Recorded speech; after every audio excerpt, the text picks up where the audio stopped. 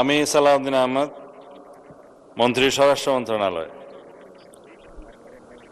প্রস্তাব করছি যে 2009 রহিতকরণ কল্পে আনীত বিলটি জাতির পিতার পরিবার সদস্যগণের নিরাপত্তা রহিতকরণ বিল 2026 উত্থাপিত আকারে মহান জাতীয় সংসদে পাশ করা হোক।